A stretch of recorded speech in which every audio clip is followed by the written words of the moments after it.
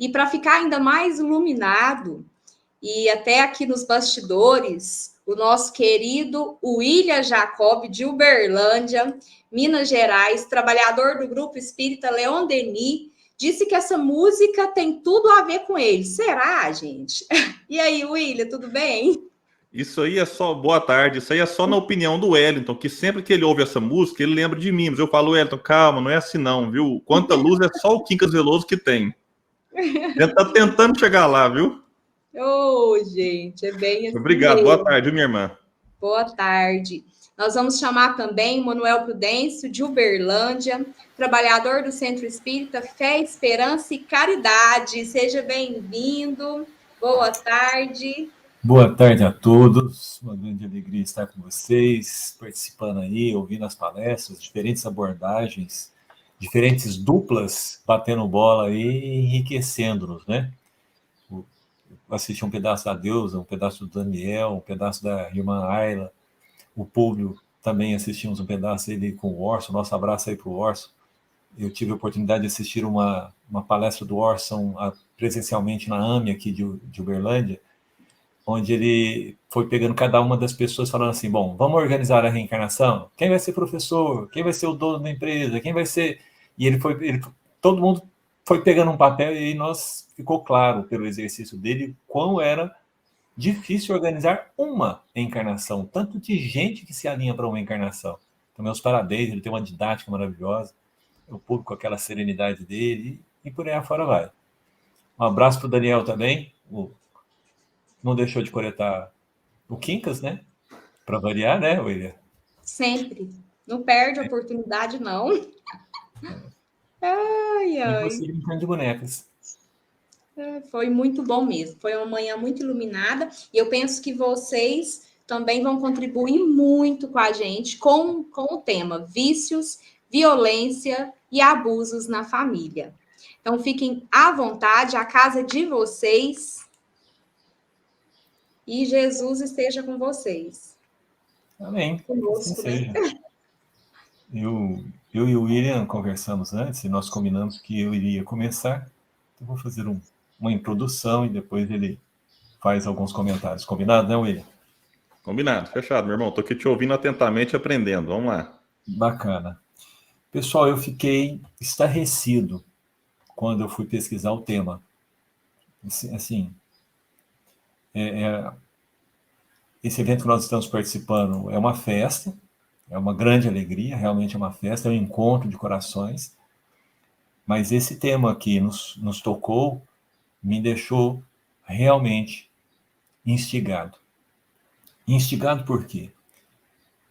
Porque quando a gente estuda o Antigo Testamento, nós não vemos o Adão brigando com a Eva, mas nós vemos já ali logo de cara, a nível de ensino, porque o que é o Antigo Testamento? É como se fossem as lendas, é como se fossem os mitos gregos, só que advindo do povo hebreu. Então nós temos ali a caracterização da humanidade. E uma coisa é você ler como história, perceber alguns componentes, mas depois que eu olhei essa questão da violência, do abuso, dessas disputas que há entre família, Caim e Abel, assim, assumiu outra perspectiva. Outra perspectiva. Impressionante. Logo de cara, por ciúme, por inveja.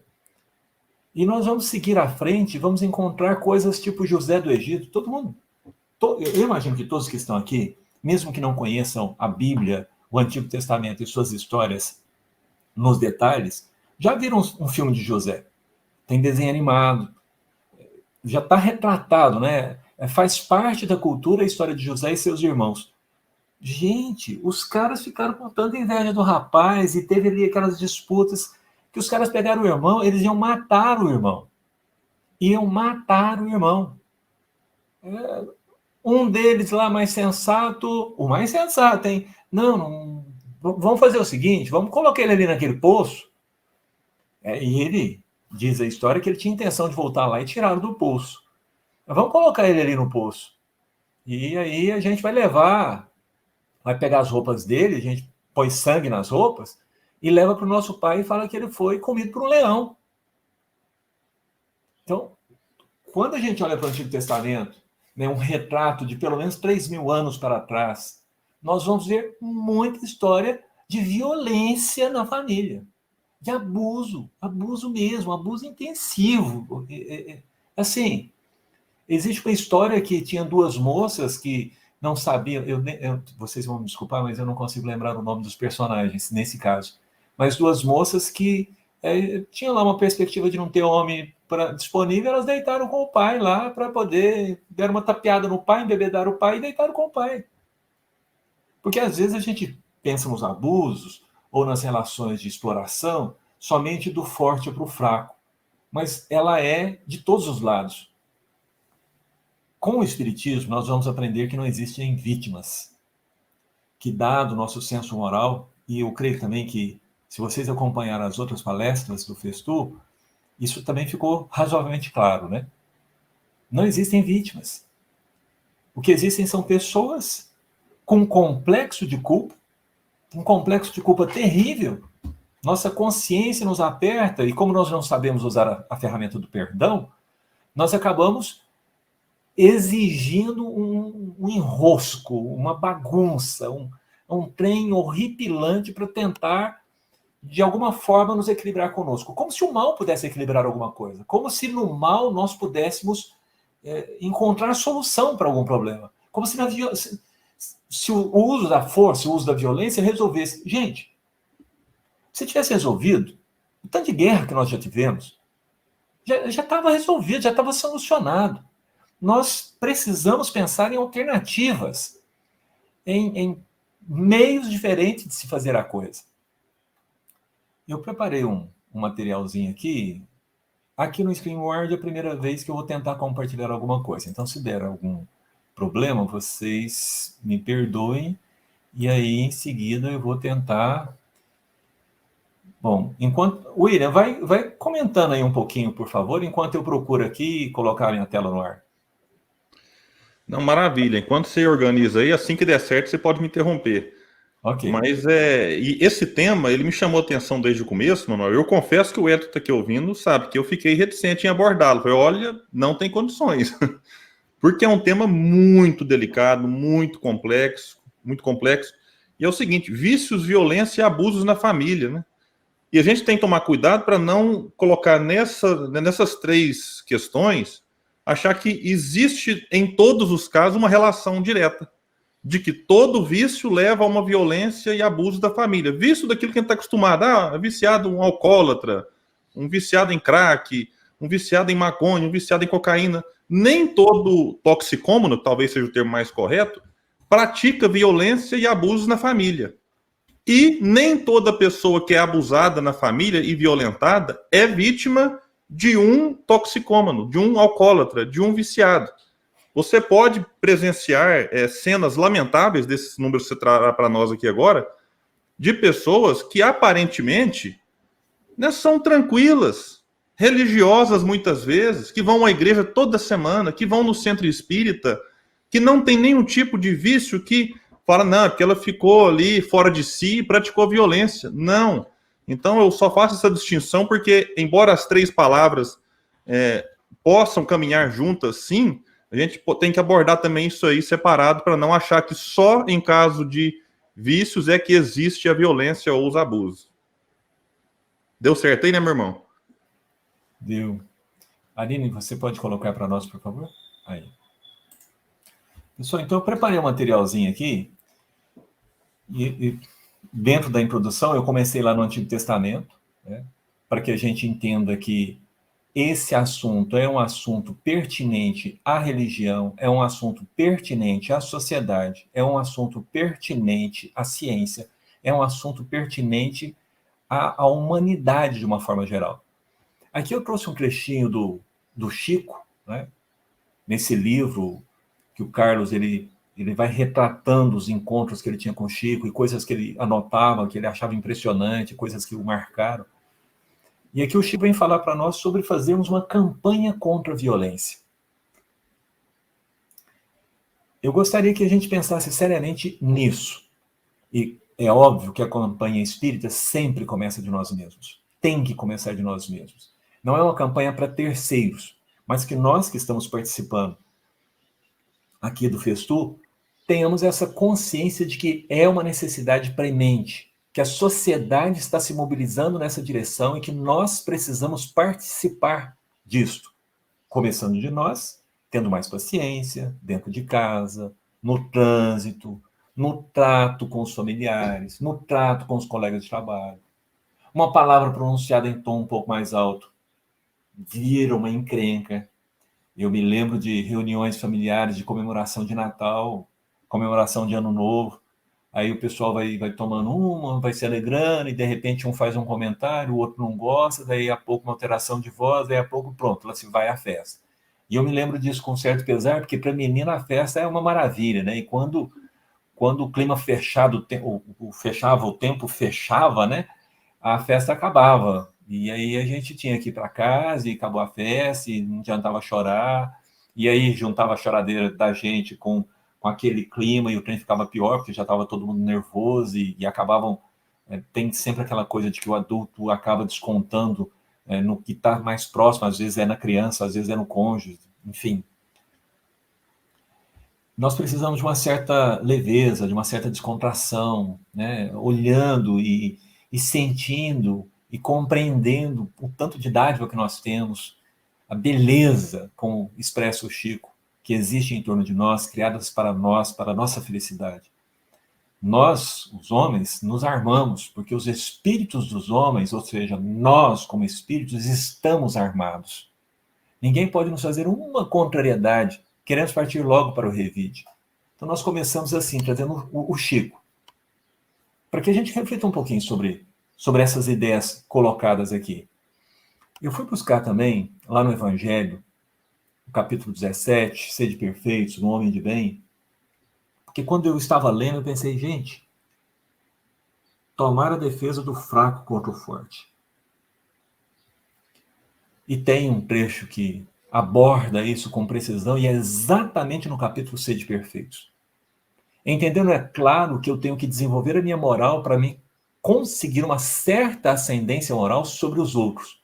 Não para dominá-los, não para impor uma tirania da minha parte, uma dominação da minha parte sobre eles, mas para poder servir sem me sujar, para que a minha luz brilhe e eu consiga permanecer em paz quando todos perdem a paz, para que eu consiga socorrer quando todos precisam de ajuda.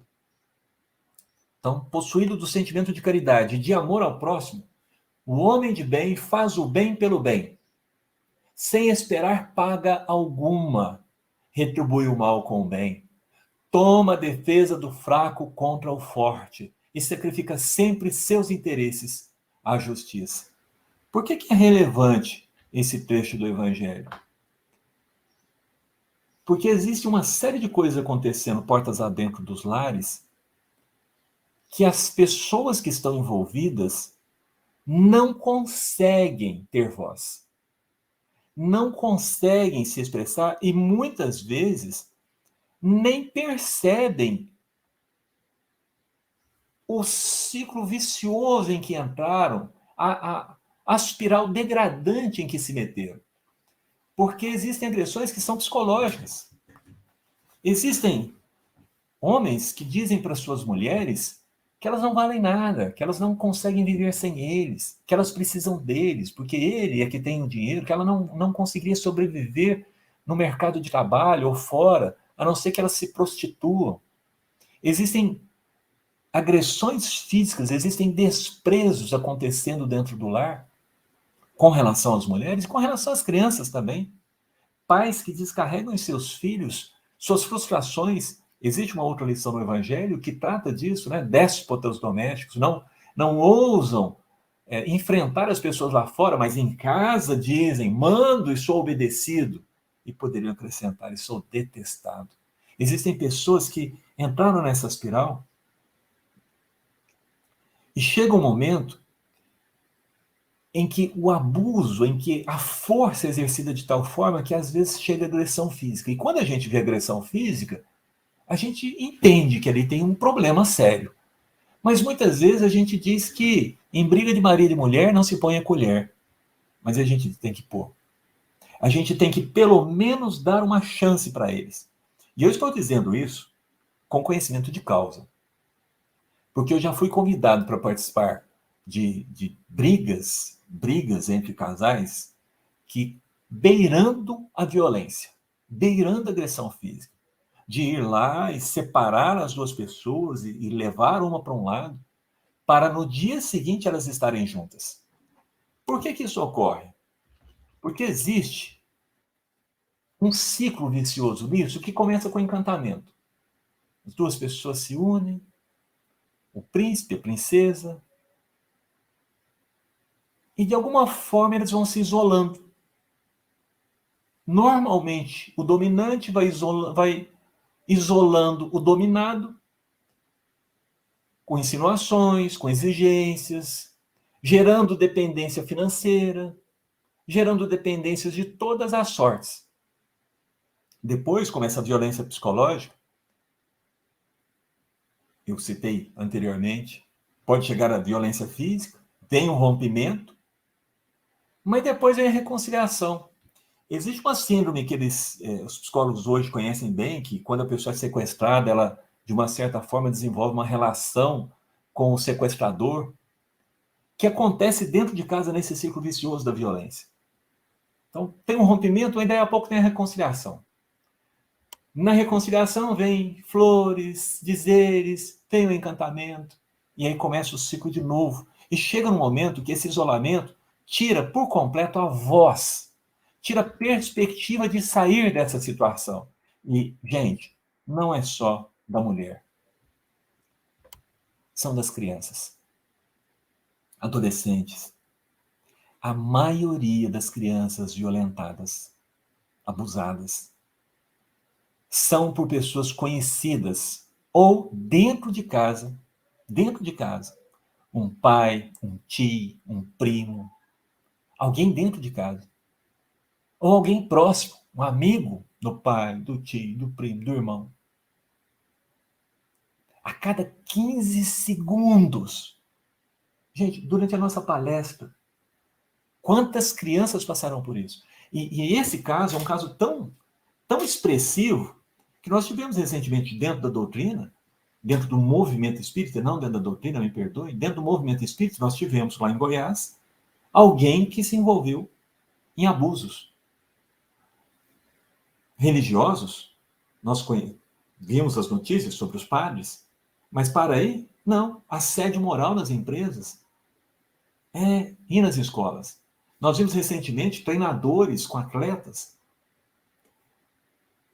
Esse comportamento, ele é um comportamento escondido, que anda nas trevas, que não se manifesta nas claras, porque as pessoas sabem que estão fazendo uma coisa errada. E às vezes, a gente percebe e não faz nada. Percebe e não faz nada. E nós, quando percebemos e não fazemos nada, somos cúmplices do crime. Mesmo que a pessoa volte no dia seguinte, mesmo que ela entre naquele ciclo de reconciliação, é nossa obrigação moral, em defesa do fraco, dar uma chance, dar uma oportunidade. A pessoa pode fazer o que ela quiser depois, mas nós precisamos dar uma oportunidade. Aqui tem alguns números. 78% das mulheres já sofreram algum tipo de assédio na rua.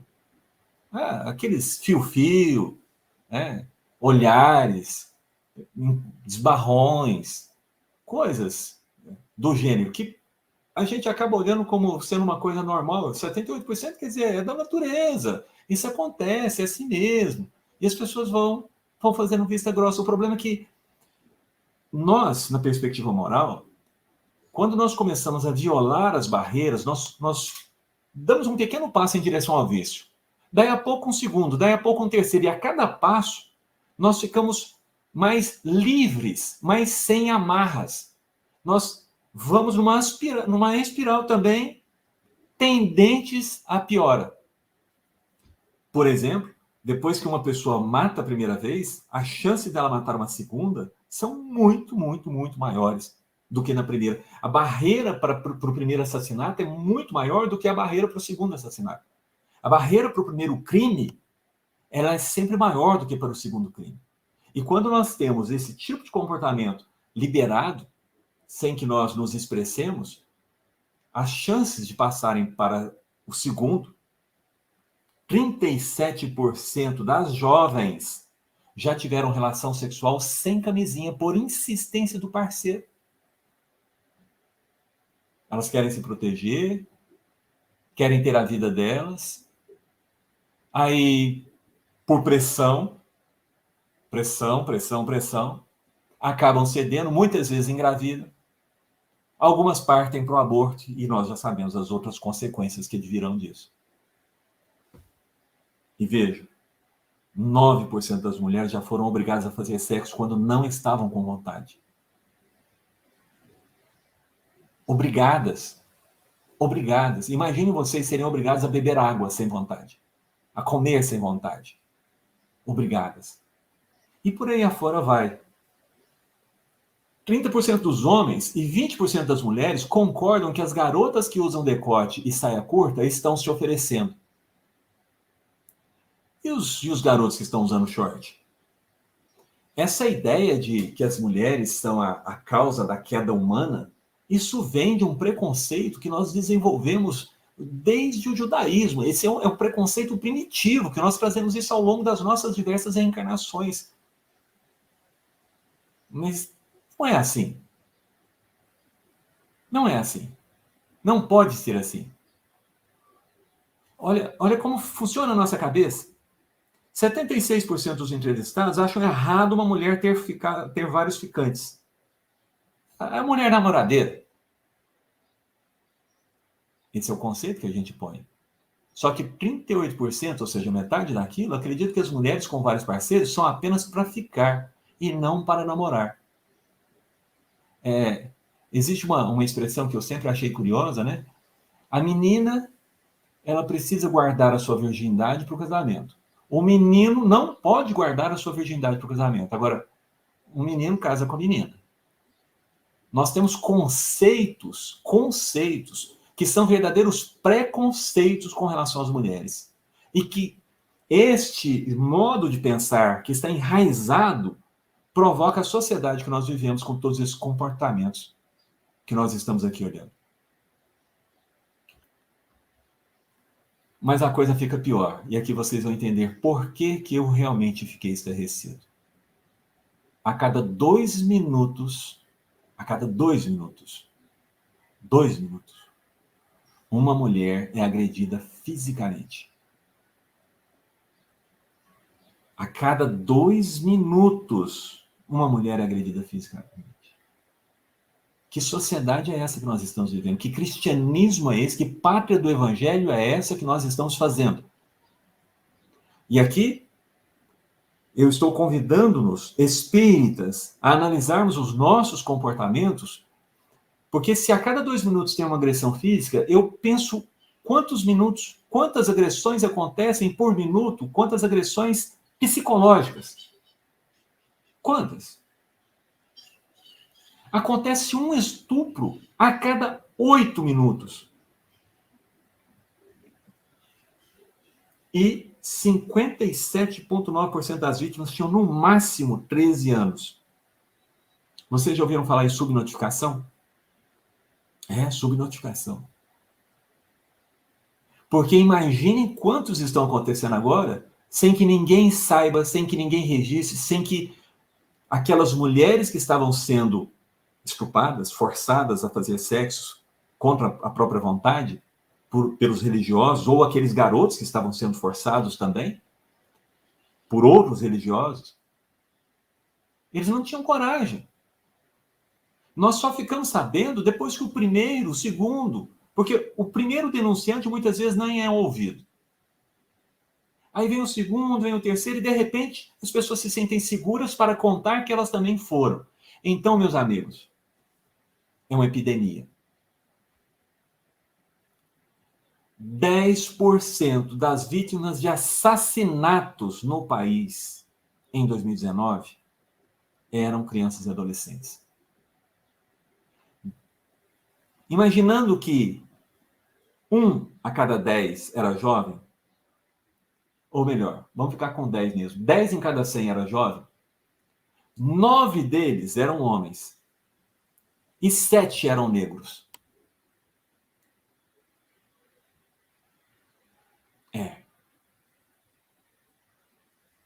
68% das mulheres evitam denunciar o seu agressor por medo. Por medo. Nós entendemos que isso afeta todos nós. A coisa é tão grave que nós temos números exclusivos para que nós possamos dar uma chance para as pessoas que estão passando por isso. Nós vamos mudar o mundo com esses números? Não. Nós não vamos mudar o mundo com esses números. Nós vamos mudar o mundo com a nossa transformação moral, com a transformação de cada um de nós. Só a nossa transformação vai transformar o mundo. Mas eu realmente fiquei alarmado. Não era essa visão que eu tinha da humanidade, não era essa visão que eu tinha da sociedade. Ah, tudo bem, talvez eu tenha feito vistas grossas, eu prefiro olhar o lado bom das coisas. Ok, eu assumo isso porque eu tenho esse aspecto positivo, esse aspecto de olhar o lado bom que o Cristo vem nos propor, essa chance de uma vida nova que Ele nos convida para ter. Mas eu vivo nessa sociedade. Eu penso que as minhas filhas podem ter passado por uma coisa dessa e eu nem fiquei sabendo. A minha esposa pode ter passado por isso e eu nem fiquei sabendo. A minha mãe pode ter passado por isso e eu nem fiquei sabendo. E eu vivo num mundo que demanda a minha atitude, porque se eu já tenho consciência, se eu sou esclarecido, eu tenho que me engajar nessas falanges do bem. Porque essas pessoas que estão criando esses mecanismos de socorro, gente. Porque, pense, uma mulher com 3 filhos, agredida pelo esposo, que sai de casa. Como é que ela vai viver com esses 3 filhos? Às vezes a gente está lá visitando a família, levando uma cesta, e a gente não conhece a história daquelas pessoas. E às vezes as pessoas não contam a história toda para nós. Mas tem muita gente lá, naquelas pessoas que a gente visita, que não tem recurso, que estão tentando fugir dessa situação. Tem morador de rua que fugiu de casa. E aqui entra uma outra característica. Alguns são por medo, mas tem gente que é por bondade, não quer estragar. A pessoa está vivendo a vida dela lá, ele acha bem considerado da sociedade, eu vou falar um trem desse, vai acabar com a vida do indivíduo. Porque às vezes a gente, dentro da doutrina, a gente vem falar assim, não, tem que perdoar. Realmente, nós precisamos perdoar, não guardar mágoa no nosso coração. Mas existem perguntas, e vocês podem estudar a doutrina atentamente, sobre se alguém está fazendo mal, eu preciso denunciá-lo? Ah, se esse mal só afeta você, você pode ver o que você faz. Se esse mal afeta só a pessoa que está fazendo a coisa, é problema com ele. Agora, se esse mal afeta a sociedade, nós temos que fazer alguma coisa. Nós temos que fazer alguma coisa. As falanges do bem não podem ficar de braços cruzados para esse tipo de situação. Nós precisamos trabalhar intensamente no processo de reeducação, no processo de dar alternativas que não sejam a violência, para que as pessoas possam viver em paz, em todo lugar que elas estiverem. Nós não podemos ficar em discursos vãos, em autoajuda banal. Não. É um problema complexo, é um problema com muitas e muitas variáveis, que nós não podemos abordar de uma maneira displicente ou simplória. Precisamos realmente refletir sobre o assunto. Porque não é só do lado de cá. Tem os espíritos, gente. Em cada um desses casos, está cheio de espíritos encarnados. Está cheio de espírito de luz pelejando para que a coisa não aconteça. Peguem a obra do André Luiz e confirmem o que eu estou dizendo. Tem um esposo que está com uma amante e está pensando em matar a esposa para poder ficar com os filhos. E vem a espiritualidade, desperta a criancinha para pegar o pai com a arma no corredor, para impedir um assassinato dentro de casa. Dentro de casa. Nós somos desafiados, precisamos de rever os nossos estudos. Eu estou dizendo isso para vocês porque eu li toda a obra do André Luiz e não tinha visto isso, não tinha percebido o problema da violência, do abuso, do vício dentro de casa. Eu li a história e via lá, nossa, né, que bom que o Espírito interviu, e via com outro olhar. Hoje eu vejo a gravidade do que eles já estavam tentando falar lá atrás e nós não fomos capazes de ler. Eu não fui capaz de ler, talvez vocês tenham sido. Ou Irê, eu vi que tinha uma pergunta do lar de José, mas eu não li a pergunta. Então, você me desculpe e agora é a sua vez, porque o meu tema aqui eu já passei por ele. Desculpa aí a velocidade da coisa, ou a intensidade da coisa, mas realmente eu fiquei estarrecido. Meu irmão, e a sua fala foi muito feliz, e eu não sei os outros como que estão sentindo ela. A gente percebe muito amor naquilo que você fala e ao mesmo tempo uma preocupação que é legítima, porque eu também fico estarrecido sempre que eu entro em contato com esses assuntos, e pode ter alguém aqui ouvindo falando, nossa, mas ficou muito pesado agora o Festu, entraram num assunto muito delicado, e acreditem, o Manuel ainda conseguiu dar uma aliviada, porque é muito mais grave a realidade, né? Quando a gente vai, por exemplo, o Manuel me enviou um vídeo do TED Talks lá, enfim, são palestras curtas e uma mulher abordando esse assunto. Eu assisti aquilo umas 3 vezes, Manuel, maravilhoso. E eu tive a curiosidade hoje de ir nos comentários, porque normalmente nos comentários a gente percebe um pouco da experiência de alguém que passou por aquilo que ela abordou. Porque quando a gente fala muito em números, né, X mil pessoas, X milhões disso, se a gente não tomar cuidado, a gente vai entrando tanto nessa questão de planilha, gráfico, percentual e tal, e a gente esquece que estamos falando de gente. Né? Se falar 70%, 30%, se a live aqui agora tiver com mais de 100 pessoas na audiência, a gente dá para ter esse parâmetro. Né? Se tiver 100 pessoas ouvindo, se 30% já passou por algo nesse sentido, 30 pessoas que estão nos ouvindo provavelmente já tenha passado por alguma situação do gênero. E um comentário lá nesse vídeo me chamou a atenção, eu tomo a liberdade de trazê-lo aqui para iniciar a minha reflexão. Uma pessoa disse assim, não vou trazer o nome dela, embora esteja lá. Sofri agressão física de meu ex-companheiro grávida de 7 meses. Meu emocional estava todo nas mãos dele, porque estava vivendo esse ciclo que o Manuel falou e não percebia. Chegou uma hora em que eu tinha de olhar para baixo na rua, porque ele achava que eu estava olhando para outros homens. Eu estava tão manipulada que, mesmo sabendo que não estava olhando para ninguém, eu pedia desculpas.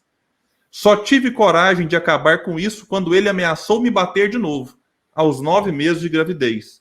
E senti um desespero tão grande pelo bebê. Ele ainda fala que quer a família dele de volta, mas hoje estou em busca de ajuda psicológica e jurídica. Esse é um dos muitos comentários do tipo nesse vídeo que o Manuel me enviou. Então, assim, mais para frente a gente posta o vídeo, né? Talvez o link, enfim, procurem aí, a gente dá um jeito de enviar para vocês. Mas não saiam do Festu agora, vamos acompanhar o nosso raciocínio aqui e o dos companheiros que virão. Então, meus irmãos, a gente percebe, baseado nesses números, e repito, no depoimento das pessoas, que nós temos um problema muito complexo. Muito. Manuel trouxe a questão que o Velho Testamento, né, nos traz na sua linguagem, na sua forma, e que vai falar, inclusive, sobre os dias atuais, sobre o que nós vivemos hoje. E para problemas complexos, não caiamos na ilusão de que existe uma solução simples. O Manuel usou na sua fala, e eu gravei bem, Manuel, porque eu tinha notado esse ponto aqui também, que a gente tem que desenvolver, apoiar e ficar atento às muitas frentes que buscam cada qual dar a sua contribuição para que o nosso planeta melhore, porque não duvidemos, meus irmãos e irmãs, o mundo de regeneração não vai ser assim, dormimos, prova e expiação, acordamos regeneração. É fruto do esforço humano, é fruto de várias frentes, não só as espíritas. Por isso a união da ciência, Manuel disse muito bem, a união da religião, vou entrar mais no ponto aqui do espiritismo daqui a pouco, dando amparo, dando conforto, dando voz a essas pessoas, se for o caso, auxiliando-as, orientando a buscar ajuda. Uma união também no sentido político, porque é através da política, por exemplo, que leis são criadas para proteger os agredidos, os violentados, os abusados, na sua maioria, mulheres e crianças. Leis que visam punir de uma forma cada vez mais correta, a gente tem que perceber a evolução na nossa legislação, e os espíritos dizem isso para Kardec, os agressores, aqueles que praticam a violência. E avançar nas leis não é regredir ao tempo de Moisés, do olho por olho, dente por dente. Então, percebam como que é uma união, ciência, religião, política, sociedade como um todo. Sociedade que é formada por famílias. Mas o problema da violência acontece na maior parte das vezes onde? Na família.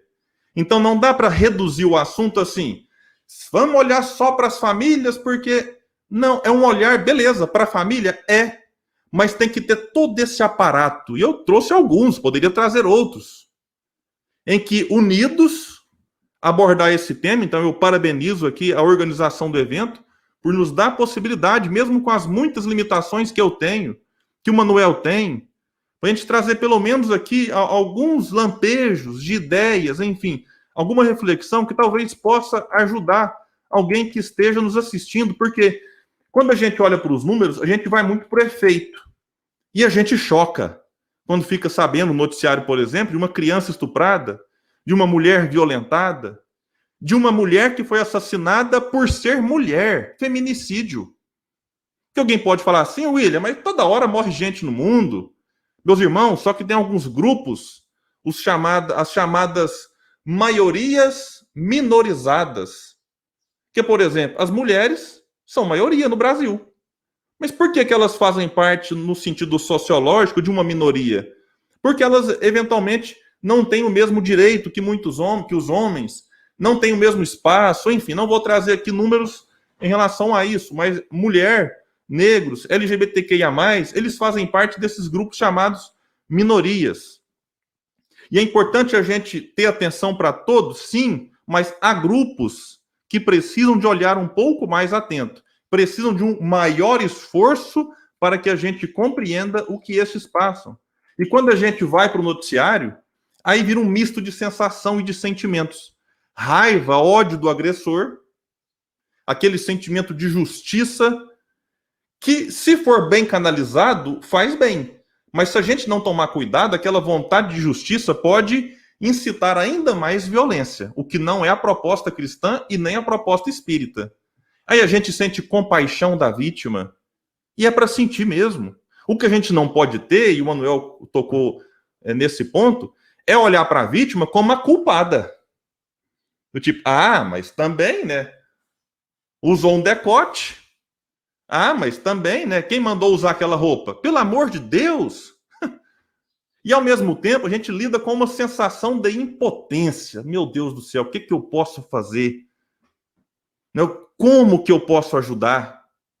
E a casa espírita, em muitos aspectos, quando se trata do efeito, foge um pouco da alçada da casa espírita atuar resolvendo todos os problemas. Né? Como é que a gente vai fazer? Então, só que, pelo menos agora, falando para nós espíritas, William, eu acho que alguma coisa a gente precisa começar, pelo menos, a não falar mais.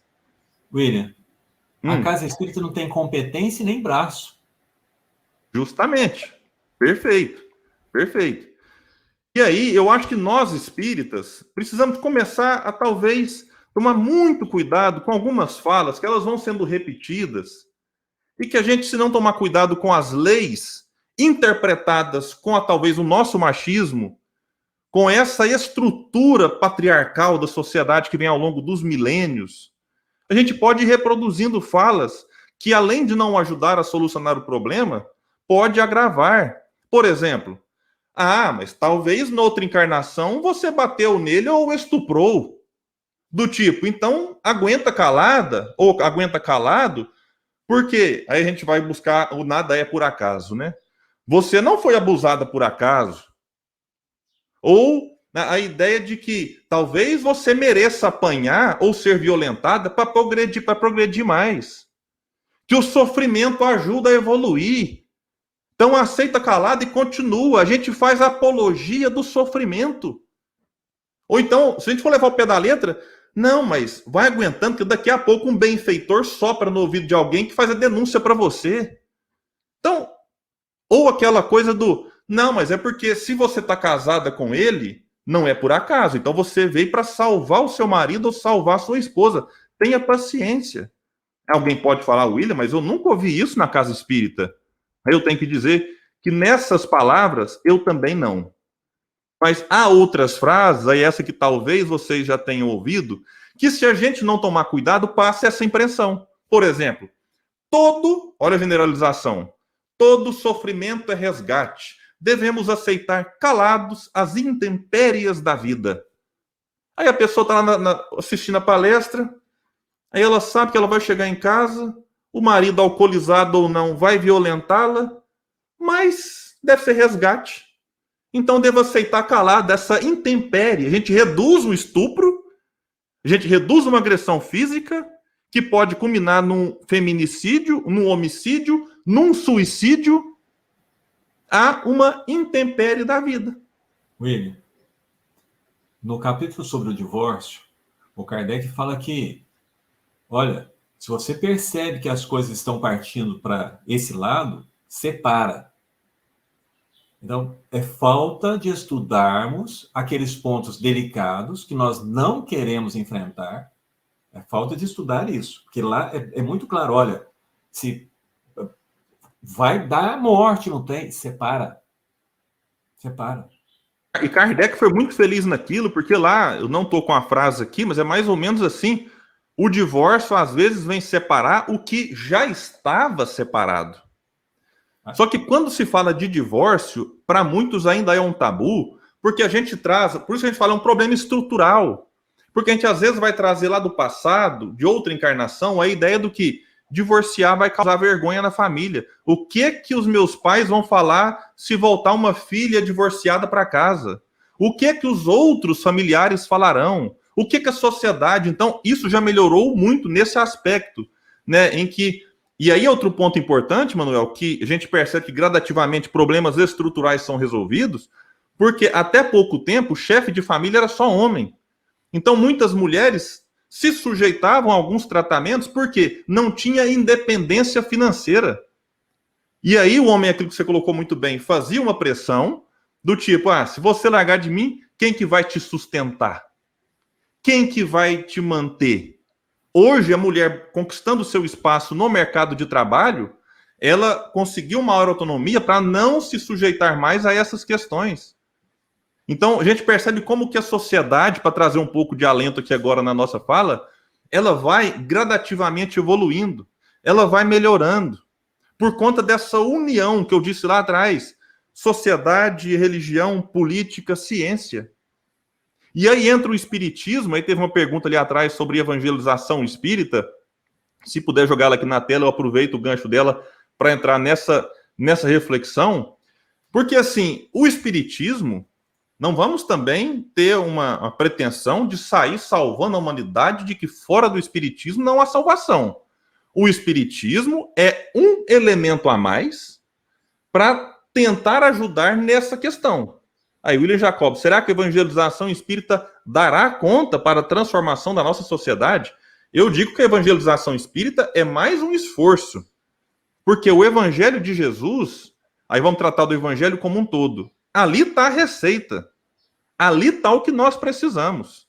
Agora, pode ser esse evangelho estudado segundo o espiritismo, segundo outras correntes filosóficas, e a mensagem do Cristo, ela veio através de outras pessoas que não são necessariamente cristãs.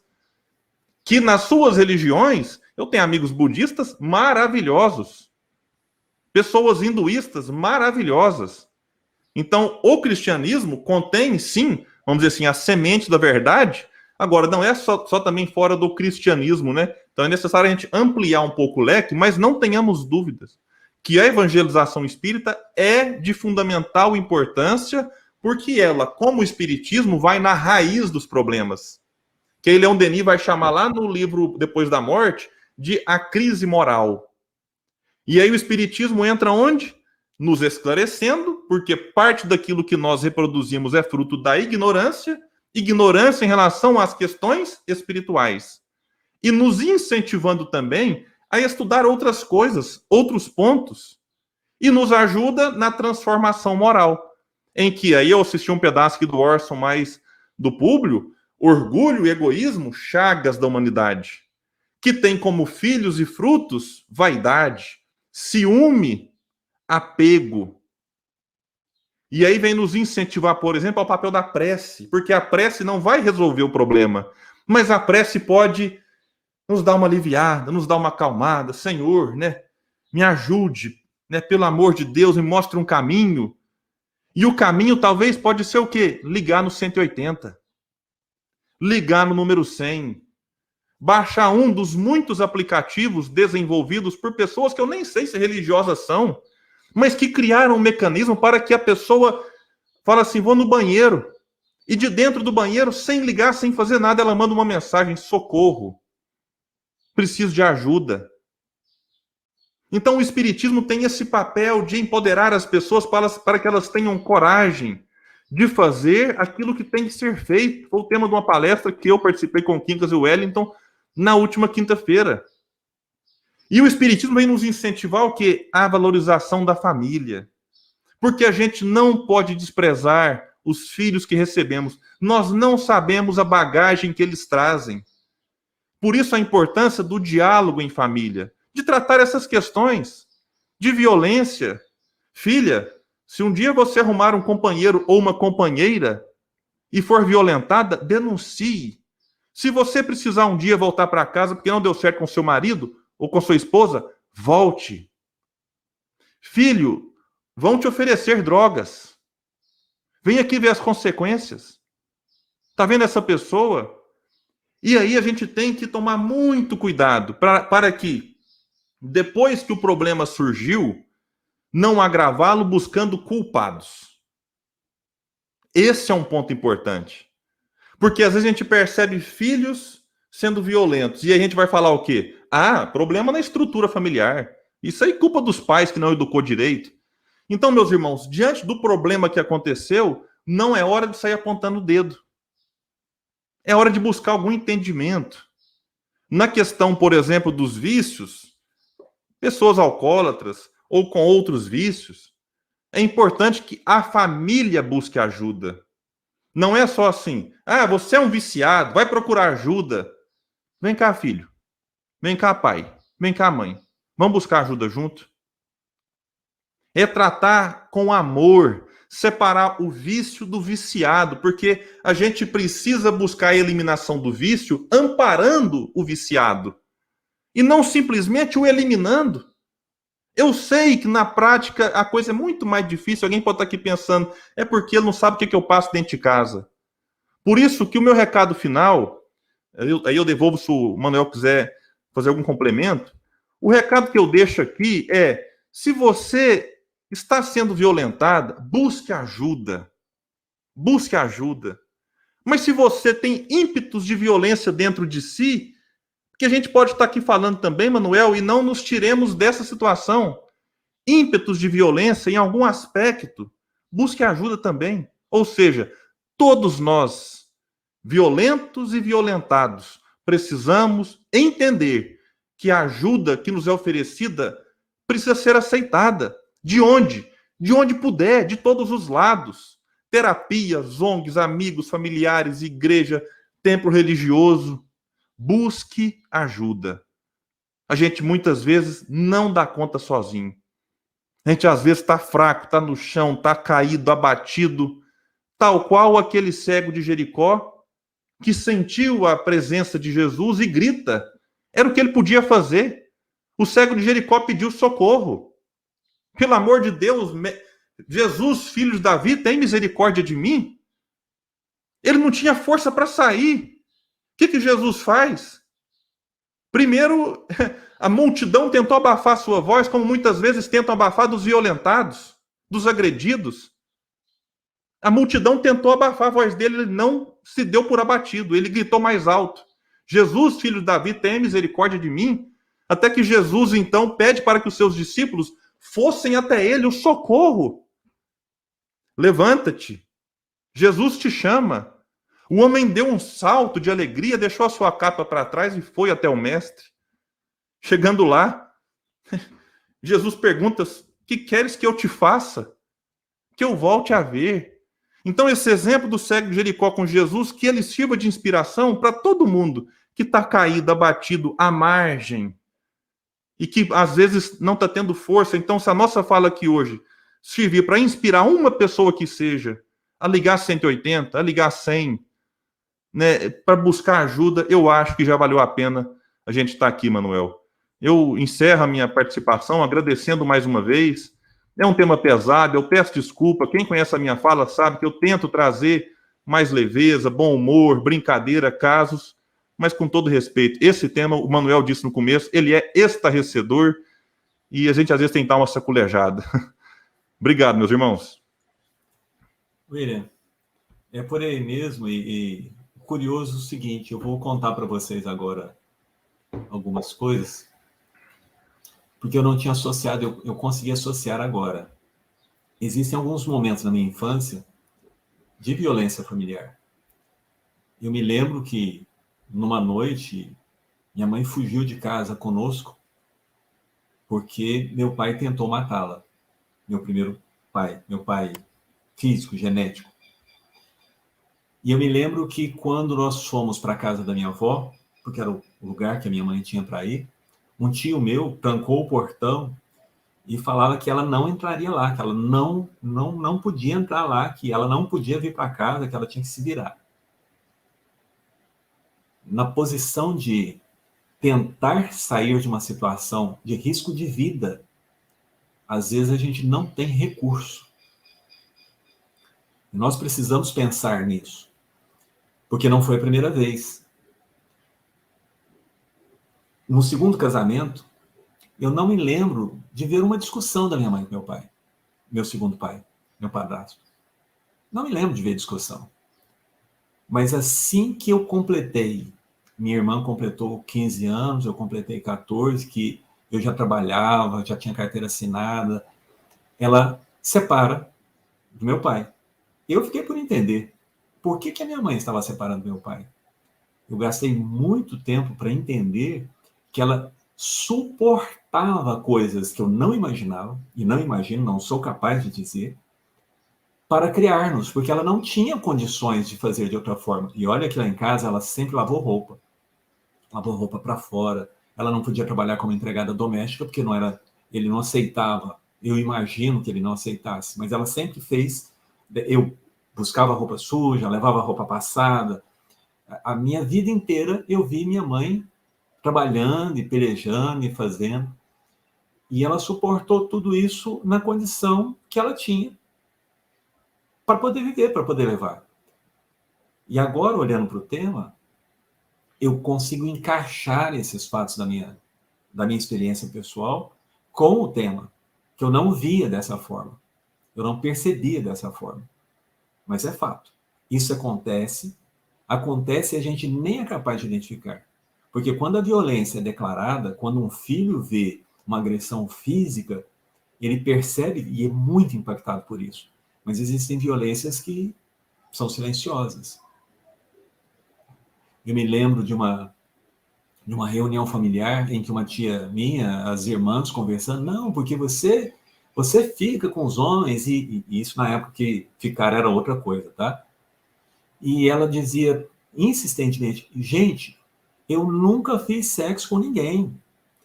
E as pessoas tanto falavam na cabeça dela, tanto a acusavam disso, que no dia seguinte eu me lembro de ouvi-la dizer, já que todo mundo está falando que eu sou assim, eu vou mais é fazer isso mesmo, para que essas pessoas tenham por que falar, porque eu não suporto mais ser condenada por uma coisa que eu nunca fiz.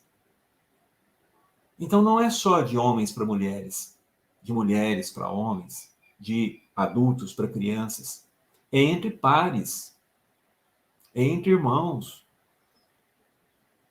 E se está em toda parte, é de resolução simples? Não. E eu gostaria de resgatar que a primeira coisa que nós temos disponível e que tem um poder extraordinário e que afeta plenamente é a prece. Nós precisamos orar.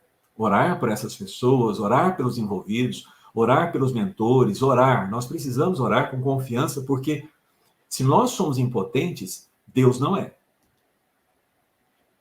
Eu não tenho ilusão de que isso não vai ser resolvido daqui 1000 anos. Em 3000 não foi. Eu tenho plena convicção de que vai gastar algum tempo.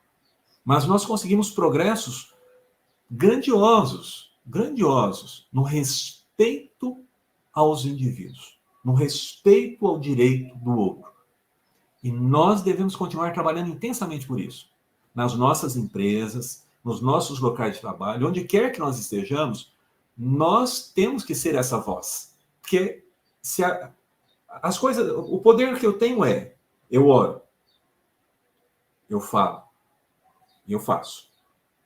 Então, eu preciso andar como eu falo. Eu preciso ser consistente com o meu cristianismo. Eu preciso de apoiar essas causas. Eu preciso de dar voz para essas pessoas. Se eu trabalho numa empresa e alguém vem me falar sobre assédio moral, eu preciso de ouvir essa pessoa que está me falando sobre assédio moral. Eu preciso ouvir. Eu tenho que fazer isso. Eu não posso achar que isso é tolice, isso é bobagem. Se uma pessoa negra que conviva comigo se sentiu ofendida por alguma coisa que eu disse, eu preciso ouvi-la, sentir o que ela está sentindo, para que eu possa realmente estar fazendo para o outro aquilo que eu quero para mim mesmo. Eu não estou aqui fazendo apologia ou colocando nos ombros das outras pessoas qualquer carga indevida. Eu estou convidando-nos a sermos cristãos. E porque o ato de sermos cristãos transforma o mundo. Transforma esse mundo mais próximo. As pessoas que convivem comigo são profundamente impactadas pelos meus comportamentos. E é aqui que eu tenho grande poder, eu tenho grande persuasão. No resto do mundo, na China, eu não tenho o que fazer. Mas no meu entorno, nos meus grupos, eu tenho que ser a luz do mundo. Que é o convite, que é a tarefa, que é a missão dada por Jesus. Que eu seja a luz do mundo. Então, que nós sejamos essa luz. Porque Jesus, ele vem demonstrar para nós um respeito. Quando ele conversa com a mulher adúltera, ele demonstra claramente para nós, todos nós temos vícios, temos erros? Temos. E agora? Vai, não peques mais. Para que não te aconteça coisa pior. Essa condição social que nós estamos vivendo pode ficar pior se nós não mudarmos nosso comportamento. Que a paz do Cristo nos envolva a todos. Chamar a nossa irmã Aline para voltar aí já. Eu brinco que a Aline ela é igual um mentor espiritual. A gente sabe que existe, não vê, mas quando precisa aparece, viu? Ô, William, bondade sua. Eu não vou fazer outra palestra, não, mas eu queria pegar um gancho no que o William disse a respeito da oração, da importância e do poder que ela tem. Às vezes a gente acredita que a resposta não chegou, mas todas as orações são ouvidas e são respondidas. Talvez somos nós que não estamos nessa vibração da bondade para compreender essa resposta. Ou algo interessante também, que aqui nos comentários muito se falou, né? Na possível dissolução do casamento e a preocupação que alguns amigos tiveram durante a nossa conversa. A doutrina espírita é totalmente a favor da família. A família, ela é a base de tudo, nós consideramos como uma instituição divina, mas é preciso pensarmos naqueles que sofrem. E nós não podemos permitir, falando para eles não se separar, porque, olha, a gente não conhece a casa de cada um. Tem gente que vive e apanha todos os dias. Tem crianças que talvez a mãe não sabe, mas que é abusada diariamente. Então, nós não podemos colocar uma carga pesada em alguém, né, na família, e falar assim, olha, você não vai poder se separar. Você disse um sim ali no cartório, ou então no casamento religioso, a qual ela fez parte. É preciso a gente compreender, entender e abraçar quando ela voltar para casa, né, para poder apoiar. Então, eu agradeço o Ilha e o Manuel, que trouxe para nós esses temas, e o Manuel trouxe para nós números de pessoas que sofrem.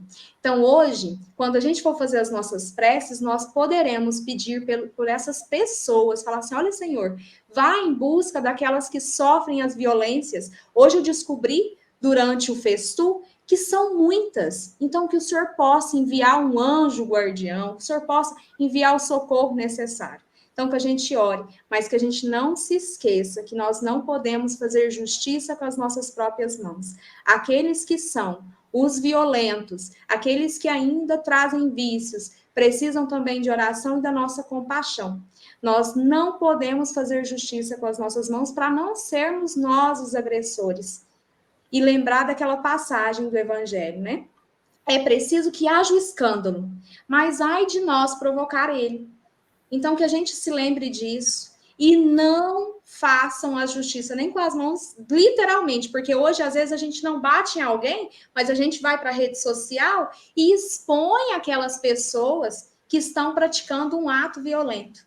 E a gente ainda se esconde atrás de um véuzinho escrito assim, é para ajudar.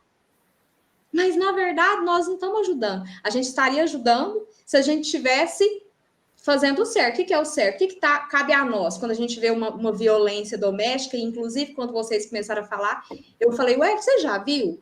Você já presenciou? Ele me disse que sim, mas quando era criança.